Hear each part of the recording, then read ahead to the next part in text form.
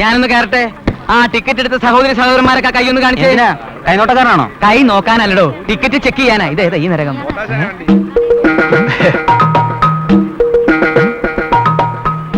പൊന്നു മോനെ രമണ, നീ എങ്ങനെ ഇതിനകത്ത് കയറിയത്? അത് ചെക്ക് ചെയ്യാൻ ഞാൻ. കഴുതേ, നിന്നോട് ആരോ പറഞ്ഞത് ഇതിനകത്ത് കയറി ചെക്ക് ചെയ്യാൻ?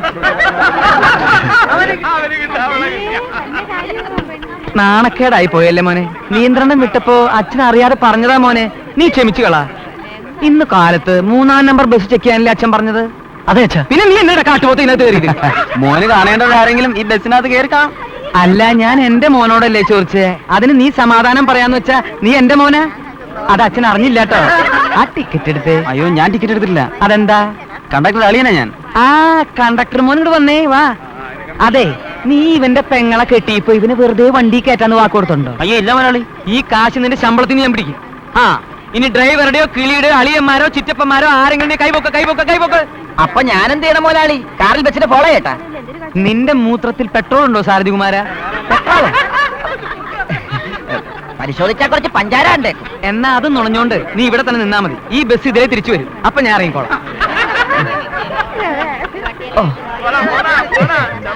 എന്നാ പിന്നെ പൊന്നുമ ഇവിടെ ഇറങ്ങില്ലേ നല്ലത്.